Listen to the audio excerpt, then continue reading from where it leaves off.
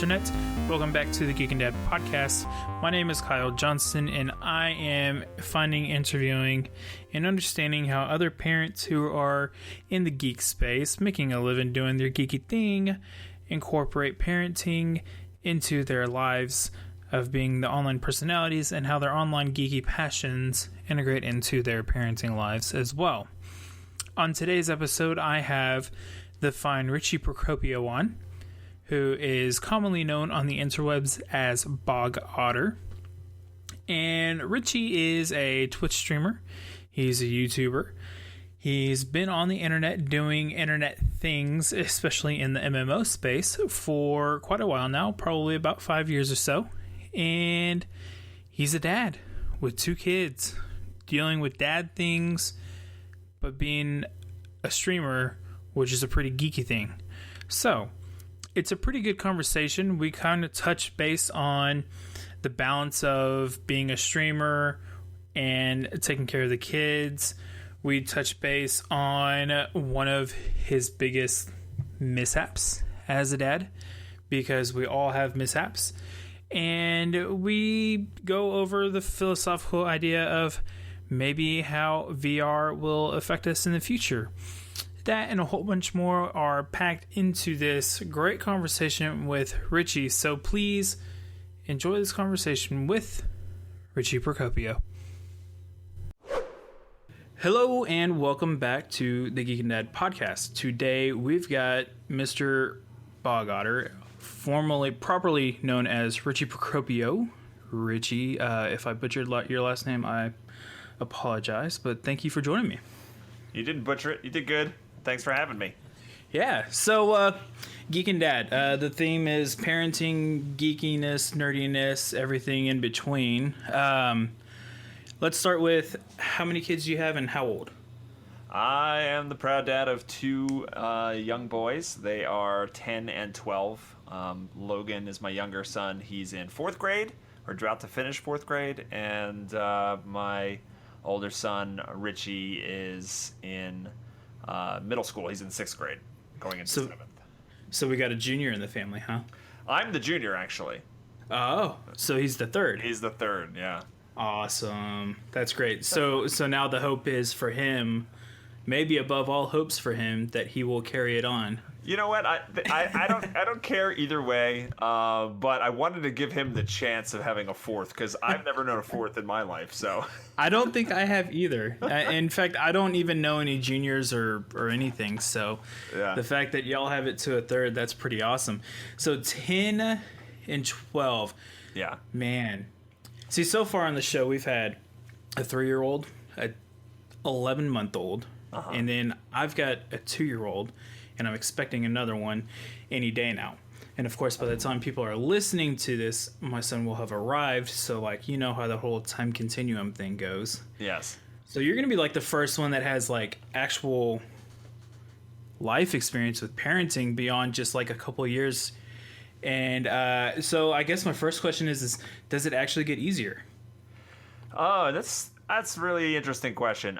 There's certain things absolutely get easier, and then there's certain things that get harder. The crazy thing about parenting is just when you get into a routine, just when you figured out, okay, I know how to handle this stage, they change, right? And you've probably felt that already with your daughter, in that there's when they're infants, right? You get into that routine. Yeah, you get some sleepless nights and stuff, but for a while you get into this rhythm, and you're like, all right, I got this. And then they start to move, and yes. They don't stay where you put them anymore, and suddenly your house becomes a death trap, and then you have to kind of relearn all of that. Well, that continues through.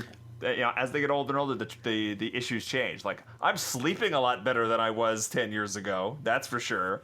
But meltdowns because of girlfriends and school projects and chauffeuring them to every single activity. Those things are harder than they were when they were really young. Oh, I can imagine. Yeah, I guess it never really does. We've got friends that have 5, and the oldest one is, I don't remember how old right now, 9 or 10. And the youngest is almost, or just turned a year old.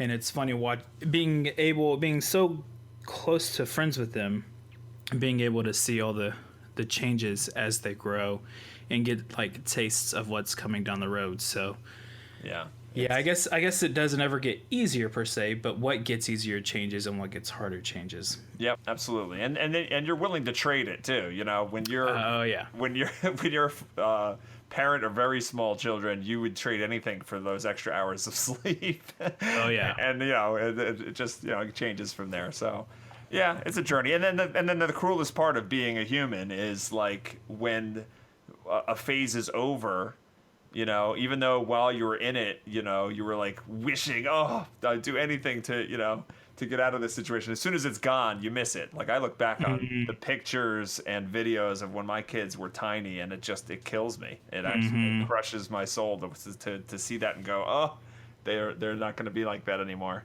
Yeah. So. And what's fun is that they're at that perfect age where I say fun.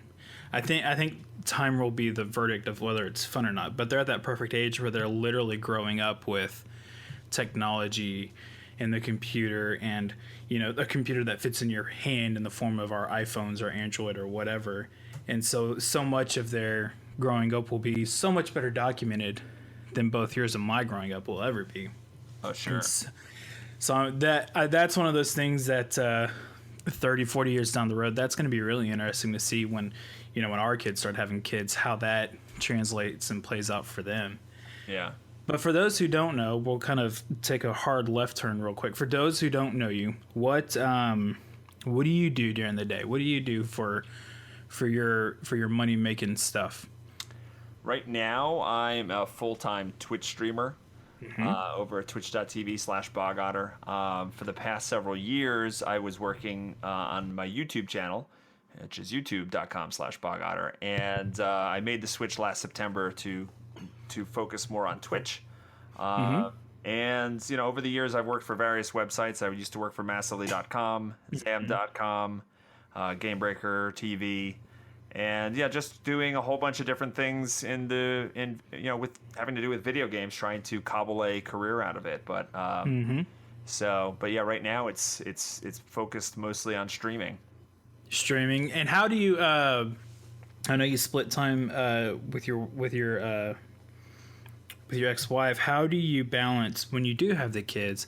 What is the balance of time look like between work, kids, play, like decompression and all that fun stuff? Like, how do you balance all that time? Yeah, it's not easy. When I don't have the kids, I actually work a lot more.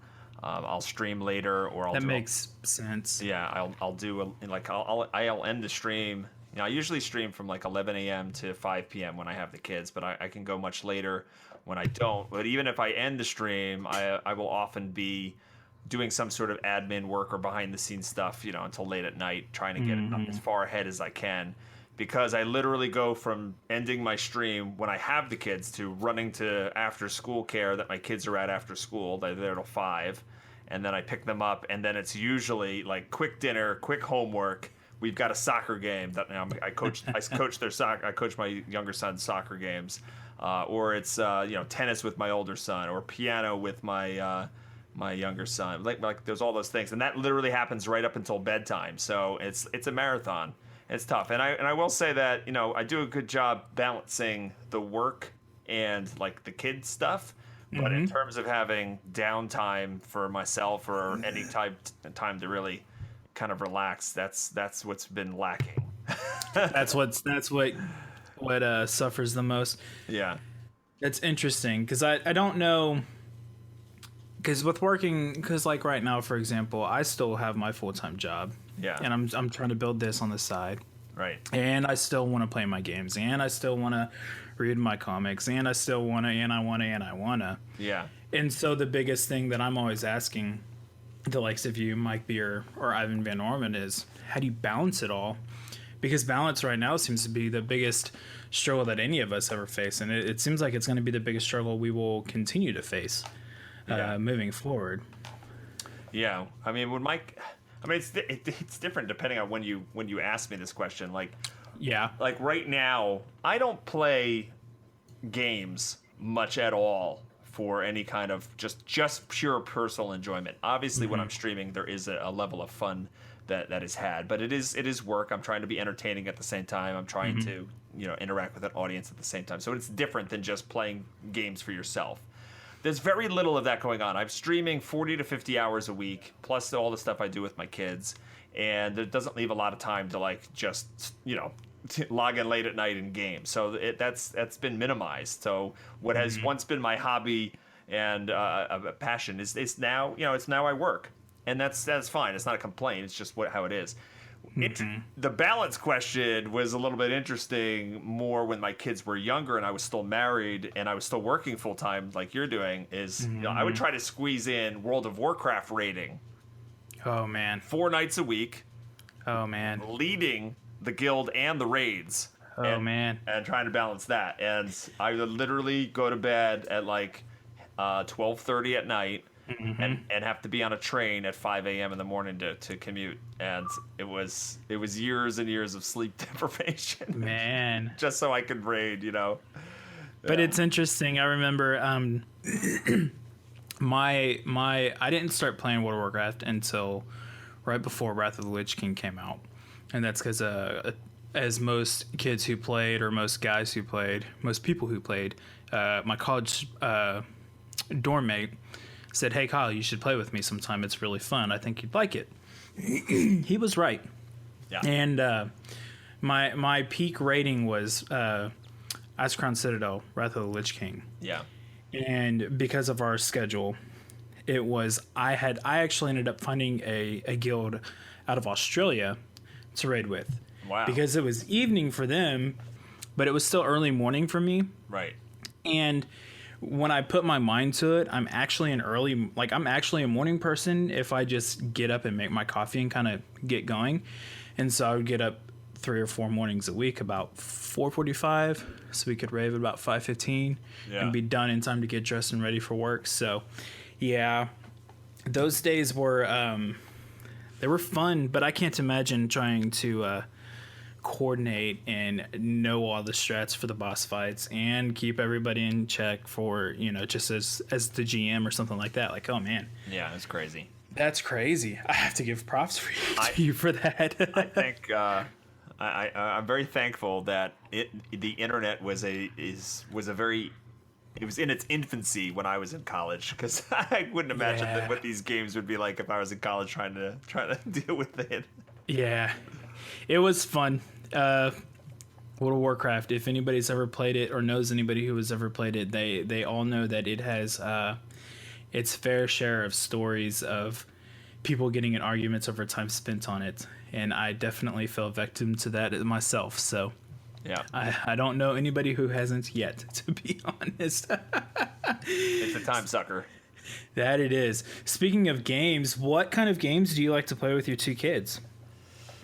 Oh, interesting question. It's funny. A couple of years ago, we would play much more stuff together. Our interests have diverged a bit of late, which is interesting. But like, I don't know. Recently, we've played. A couple months ago, we played Portal Knights together. I don't know if you've heard of that, but it's a newish game. It came out in like February or March, and they're still working on it. It's like an early access, but it's kind of like I don't know. There's elements of Minecraft in it. There's elements of Cube World in it. But that was really fun. My younger son plays Hearthstone quite a bit. So I help him with that. We do tavern brawls. I actually have some videos on YouTube with me and him doing tavern brawls together. We used to do a weekly video like that. That's awesome. Until they kind of lost interest in it. But yeah, they play a lot of Minecraft. They play a lot of they like the games like Five Nights at Freddy's and some just not really into that. And like any of these, like they have a whole list of YouTubers and stuff that they watch, and so they get all these ideas from them, like Slitherio, and they like those, like, I don't know, quick and easy, like not really cerebral type games at this point. So Yeah. and I play Guild Wars 2 as my main game. It's like a big MMO, and they both played it and had characters in it, but we don't actually do too much like gaming, all three of us together right now, which is interesting. My younger son is more of the gamer. He's been into Darkest Dungeon. We played that together. It's a fun game. Yeah. It's a frustrating game, but it's a fun game. It is, and he just likes naming all the characters after his friends and stuff, and then seeing who dies. Yeah, it's always fun to do. Yeah.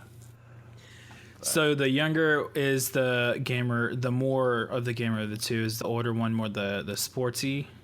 No, they're both into sports and games. Okay. My older son, he watches a lot of content creators. He's got a list of YouTubers that he watches. He's even watched some Twitch streams, and obviously it's hard to find ones that are family friendly. That's why I kind of try to do that on my channels.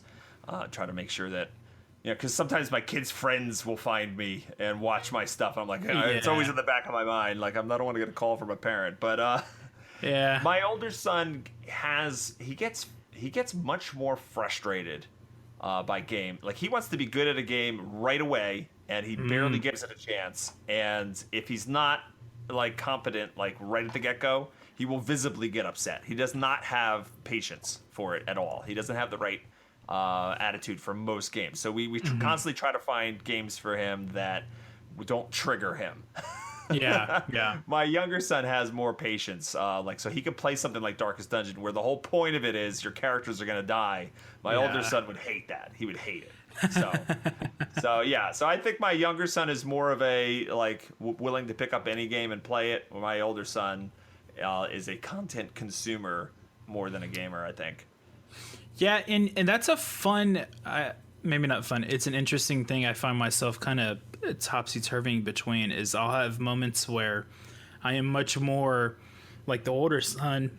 I tend to seesaw back and forth between just pure content consumption of just like someone will be playing a game and like the way that they do their playthrough, just between the game itself, whatever it may be, and then their playthrough, I'm like, I'll just watch the game. I don't have to play it because the way that they played it is so perfect. I don't need to play it.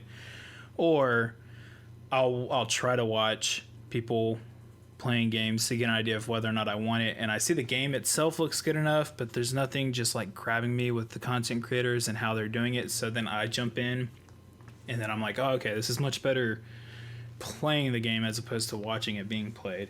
So I find that I it's interesting that you have both ends of the spectrum, and I tend to go back and forth depending on the situation. That is interesting. Yeah, and it's one of those things that I guess as now that like with Uncharted 4 that just came out as an example, I think I don't have a PlayStation 4, but neither do I. If and when I get one, I will get the Uncharted series. But that was a game that I enjoyed watching streamers marathon because the game was so good. Yeah. And there's no need for the streamer to have too much. The streamer's not trying to entertain you while playing the game because the game itself just carries so well. Yeah. And it's one of those situations where it's like, oh man, that was good. Right. And when you watch every streamer and at the end of it, all they have is, that was a great game. It's like, okay, maybe I do have to get a PS4 after all. It's interesting though, because I'm really not like that. Like I'm making for the last 5 years, I've spent like almost all my free time making content. Like I never consume content, like never. I don't watch other YouTubers. I don't watch other streamers, and it's actually detrimental a little bit because you should kind of know what other people are doing and what are they playing and who are the other. Yeah. So like people will ask me like, oh, did you see so and so? I'm like, I don't even know who that is. Yeah. And so that's not necessarily a good thing, but I just don't consume content at all.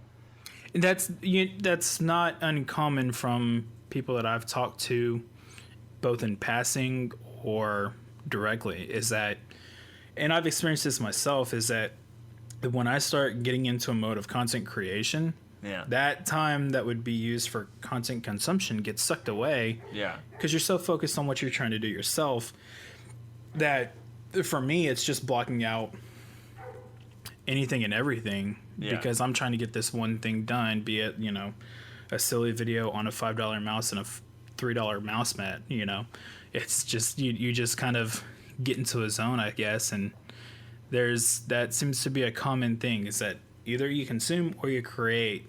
And there's not a whole lot of room for both. Yeah, because then I'd have to give up stuff like The Walking Dead and Game of Thrones, and how am I going to do that? So. Ah, man. You're going to call heresy on this. I don't watch either of those. Oh, my God. I just haven't started it yet because I have a feeling that once I do start, I'll need to binge it, but I don't have time to do that right now, so... Yeah, wait till your son is born. Give him some time to get settled into a new routine. Yeah, exactly. You owe it to yourself, man, as a geek. I know. I keep telling myself that I'm just going to read the books instead, but then... I did that too. That whole time thing, that non-renewable resource that I wish I could make new every day, but I can't, and it's so limited. Yeah. But yeah. So I imagine you're like just now getting into the summer break. Right. With the boys. Yeah. What are your plans for the summer? The summer, aka the dark ages. There's so many parents that are they get so happy, right, when the summer ends. They're like, oh, the beach, and their kids are off from school, and I'm so I don't know, does that make me a bad person? But I'm so oh no, they're out of school. It's like now I have to deal. Well, and now that they're old, they're at that fun stage where they're wanting to be their own selves and they're wanting to do their own thing. Hi, baby. I need you to go back to mommy, please. Hang on, my daughter decided to surprise you. To surprise me, yeah. Yay! See? And probably because mommy's taking care of something else right now. Yeah. Well, this is a good example for your listeners. It's prime. The same thing happened with when I was recording with Mike B. Yeah. It was a morning, and the same thing happened. My daughter got up before my wife did, and yeah. You could hear her in the background talking away, telling me how hungry she was. And we're back. Parenting at its finest. Interruptions galore. I mean, not that it's a bad thing. No. But it's like you said earlier, it's a prime example of what it's like to be a parent. So summer is not your favorite time. I don't think that makes you a bad parent at all because... now you have to entertain them. Yeah. Well, so what we do is we put them at camp, so they have something to do for most of the summer, and yeah, it's financially difficult to do that, but at least they get out of the house and they're doing stuff that's different and interesting every single day. Mm-hmm. But it's not the same as school. Like school, you can have we have after school care that we have, so it's really a full day. They're gone from 8:30 in the morning till 5 at night, and that's a lot of time to to content create and do other things. And the camps usually don't start till 9 or maybe even 10, or they get out at 4. So it's less of a day. So it's harder. Definitely. So I want to kind of go back in time. You're at a point where when you started having kids, technology was really starting to catch on, and screen time and all that fun stuff. So how did, if at all, the advent of, iPhones and iPods and iPads and things like that, how did that influence or affect the way you raised your two boys up to this point so far? I don't know. That's interesting. They've never had iPads. We've had other tablets and stuff like that. And my sons both prefer actual computers. Oh, okay. Like my younger son has a hand-me-down computer, and my older son lugs around his mom's laptop from place to place. But I will say, my kids have never been fans of going out to eat. And and I love going out to eat. So really, the only way to really get them to go out was to like give them my phone. As horrible as that is. Like some people might look at that going, oh, so you're not even really having time with your family when you go out because they're just staring at these screens. And the certain aspect is true. But my decision came down to, well, we wouldn't even be here if it wasn't for that, because they would just be, there'd be monsters. It was one of those things where it's like, no, it's time for us to go out to dinner because we want to go out. You have to come with us, so here you go. Yeah.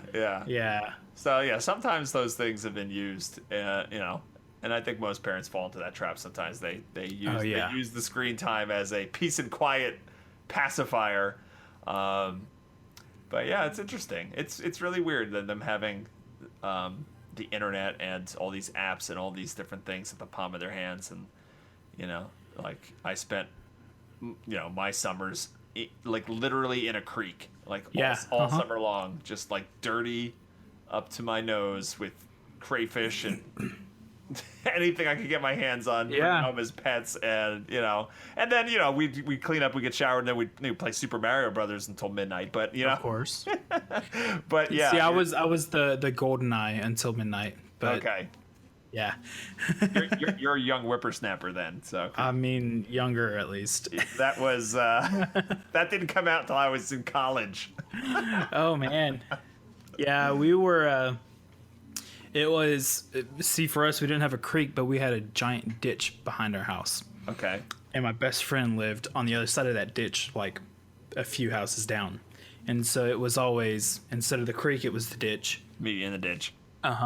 Or street football, or street basketball, or street whatever. Yeah. With all the kids. And then, like you said, come home, have dinner, and then GoldenEye all night. Yeah. Or, pick your game, really. Halo, GoldenEye. I mean, it just kind of evolved as time went on. But there was always this aspect of outside play and inside play. And both parents would literally kick us out if we were inside for too long. They'd get outside. Yeah. Did you ever find that there was too much screen time for them, or does their sports and after school stuff, does that keep them engaged enough in other things that the screen time isn't so much of a concern? It's hard for me to see, because I myself have too much screen time. So I think most adults do these days. So it's really hard for me to police that kind of thing, if I'm being completely honest. Like, sure. But yeah, they do. My kids play outside. They have friends in the neighborhood. They do. They're into soccer. They're into tennis, like I talked about earlier. They were into Cub Scouts and different things like that. So there's plenty of it there's a mix, right? They ride bikes, they go out and they play, Foursquare or Capture the Flag with their friends, and then they come inside and they sit in front of the various screens a lot as well. So there is a mix. I'm not overly worried about it. What's interesting is the ability to communicate with their friends is different than when we were kids. Like, we would run and knock on the door to see who's around, right? Maybe a phone call, but normally not. These guys, like before, like my older son just we finally let him get a cell phone when he turned 12. And now he can text, his friends and stuff like that. But before that, they were clever. They use Google Docs in school to do different projects where the teacher can watch, so they'll do their homework on a Google Doc and the teacher can access it, kind of thing.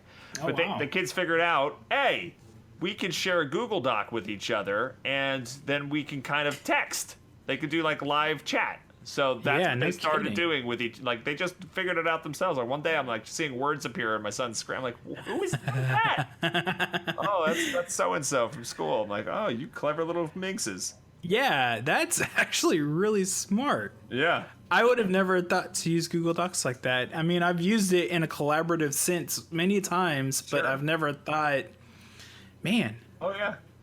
That's great. Yeah, that's the texting before they get phones. Yeah, no kidding. Because you always hear about WhatsApp and there's so many texting apps nowadays for that don't even require Yep. an actual cell phone. So, Right. I would have assumed it would have been something down that route, but no, good old Google Docs. Google Docs. Man, Google getting in their lives early, hooking them early. That's hilarious, man. That's brilliant. What struggles do you have right now in terms of, or what struggles do you foresee in terms of, because they're hitting a fun age where the internet starts to widen up a bit more? What struggles do you think you're gonna have, or have you had yet, in terms of all that fun stuff? Yeah, like I actually need to do a little bit better job of locking things down. But it's interesting. I know that this is gonna sound naive and stuff like that, but my kids will still they'll wake me up on like a Saturday morning, and they'll say something like, "Hey, I started to watch a YouTube video that looked really fun, but within the first couple minutes they said the S word. Oh wow! Should I can I keep watching it or should I turn it off?" And then I have to ask questions and make a judgment or whatever. But like the fact that they will come up and ask that when they clearly could just have gotten away with it, Yeah. makes me feel good. But yeah, there's definitely it's scary. It's scary, especially with my son who has a cell phone. The rule is the cell phone is not private at all. You can't lock anything. I will read every text whenever I feel like it. I will look at everything I possibly want to look at. So he knows that rule. And yeah, it's tough. It's tough. I know that as a kid, I would try to sneak every little thing I could, with the cable box. My parents, but they went to the store for a second, or I was just evil little kids. always. So I can imagine that I'm heading there very quickly. So what do you think? What do you think it is about how you've raised your boys so far that they would still come to you and say, "Hey, I started watching this video. It said some things. Would it be okay if I still watch it?" What do you think that you've done all this time so far to get them to a point to where a lot of kids these days probably wouldn't do that? What do you think that you've done differently?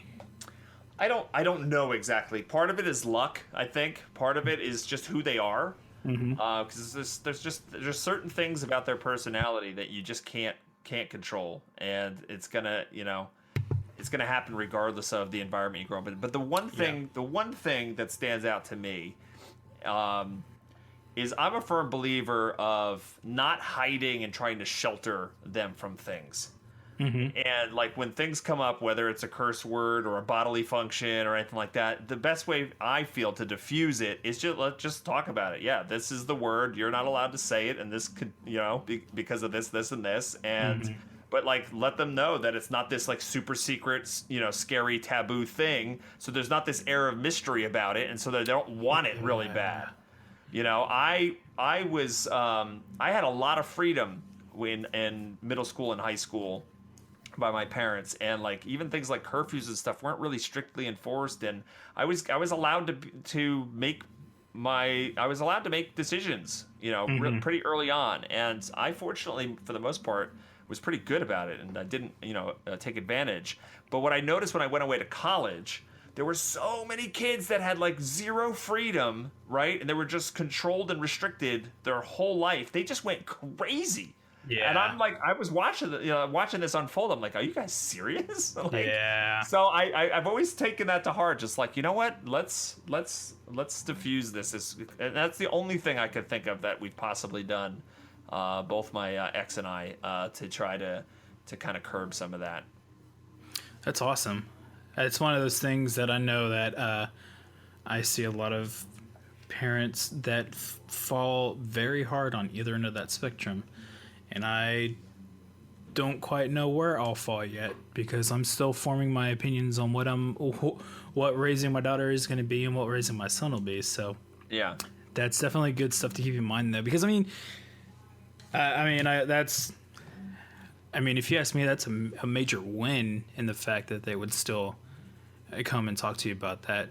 Yeah, and it's I guess crazy. Yeah, because like I said, if it were me, I just watch it. Yeah. My first instinct was, you woke me and then my second instinct was no, that was good. That was good that they woke me. Yeah, exactly. And then the fact that one thing that you brought up that I thought is great is the fact that you were allowed to make decisions, and decisions have consequences. Yeah. They're either positive or negative. It is what you make of that decision which will determine what that consequence is going to be.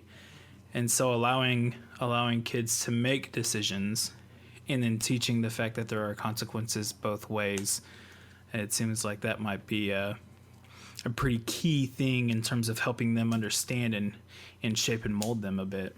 Yeah. Huh. That's cool. I'm wondering, I know in your email you didn't say, I know you said you haven't touched VR since the 80s.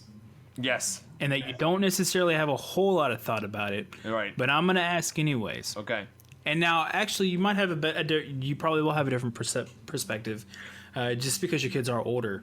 And the question is, and this is something that I've been asking everybody, is how do you think VR is going to change the way we raise kids moving forward?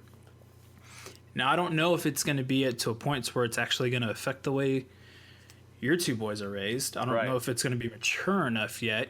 But if you were to project and just thinking about what you've seen of VR and just thinking about its implications, where do you think and how do you think it might affect raising kids moving forward? Yeah, I don't know. I think it could be something that they experience more in school long term. Mm-hmm. You know, it's like, hey, instead of like talking about Egypt, let's go to Egypt, you know, kind of thing with like virtually. Yeah. You know, so I could see that being like a big teaching element if it's something that gets, you know, really starts to kick in and get more advanced. I don't know. You say you ask this of everybody. Is it because you believe it's going to have a big impact? Because I don't know if I'm convinced at this point. I don't know if I'm convinced that it is, but it's definitely something that I'm cognizant of. VR is one of those things that I mean, for lack of a better way of putting it, where the way porn goes, so does the rest. You know, we look at VHS versus Betamax, or, you know, DVD, Blu-ray versus HD DVD, things like that. Yeah.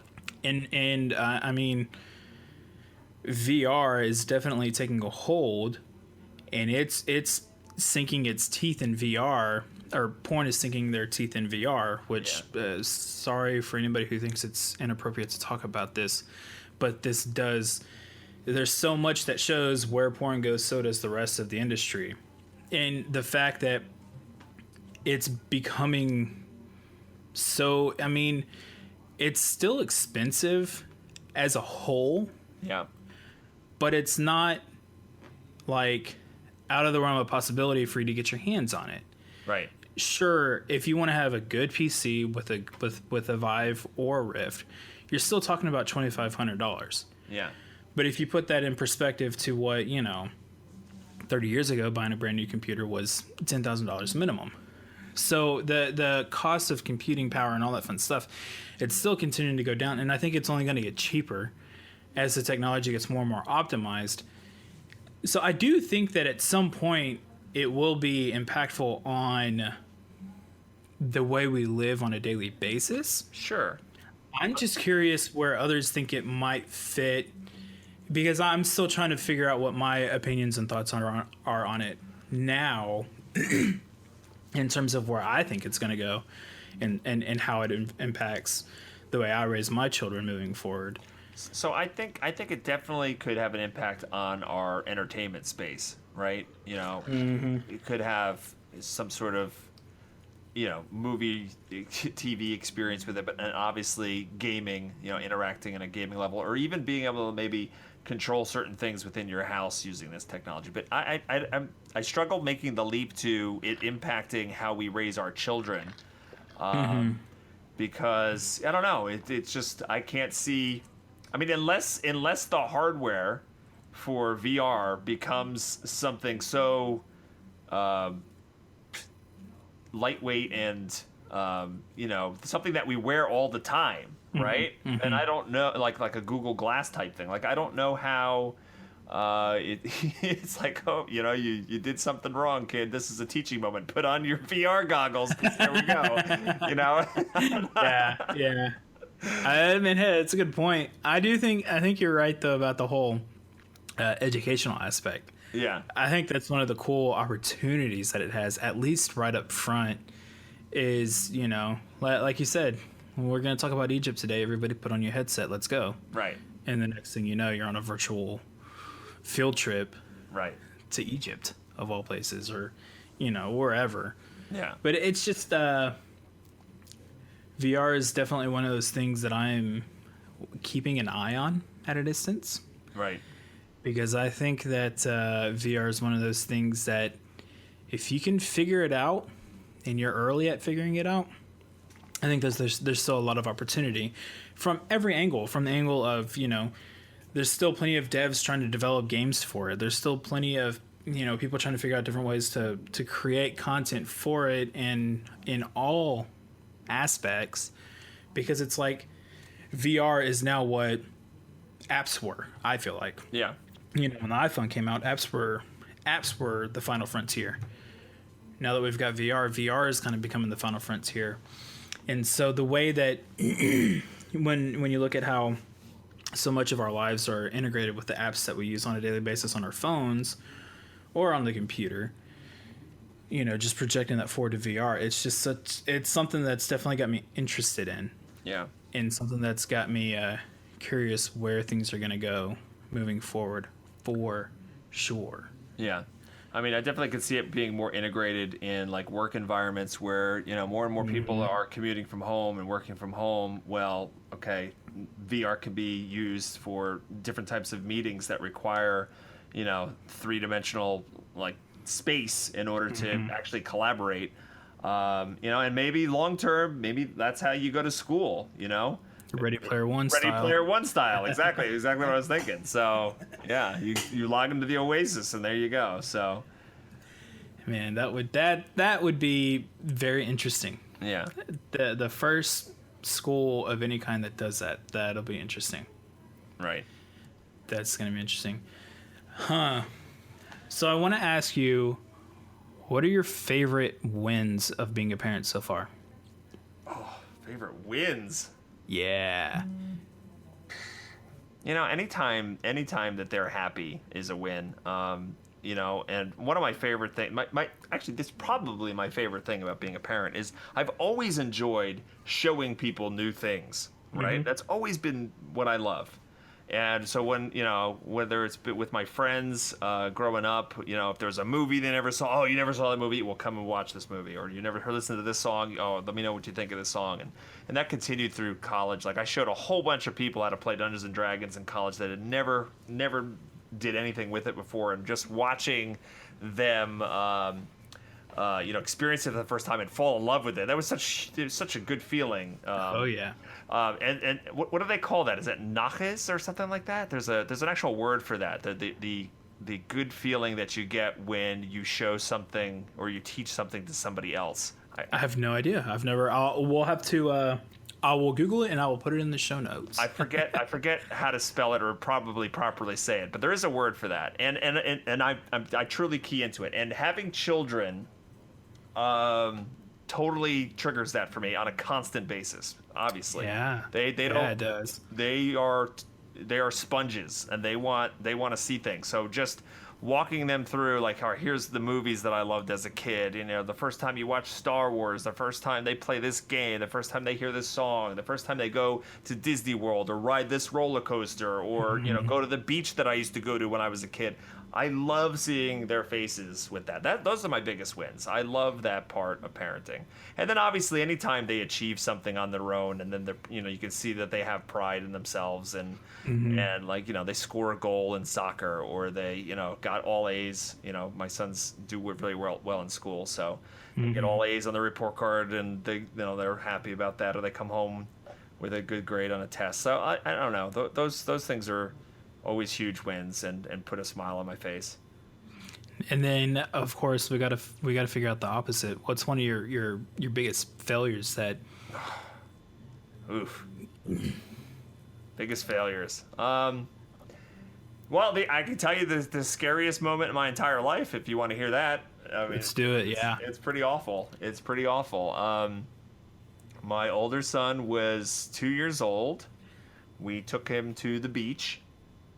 and I had him in the I had him like waist deep. I was waist deep. I was holding him in my arms, and my wife at the time was there. We had a couple friends in the water, and we're just all talking and having a good time. And out of nowhere, a huge wave starts coming, and we see it like just in time. And my instinct was completely wrong. My instinct was I don't want my son's head going underwater. So I lifted him high above my head and let the wave crash on me, and I went underwater. What I should have done is just hugged him close to my chest and let the water come over us, because he'll get over choking a little bit, right? Yeah. Well, the wave hit and it took him. It took him out of my hands. Oh, wow. And he was gone. And it was, I came up from under the water. I looked at my wife at the time, and I looked her right in the face, and I said, I don't have him. And she screamed bloody murder, and I dove under the water, and I'm waving my hands, and there was just nothing there. There was nothing there.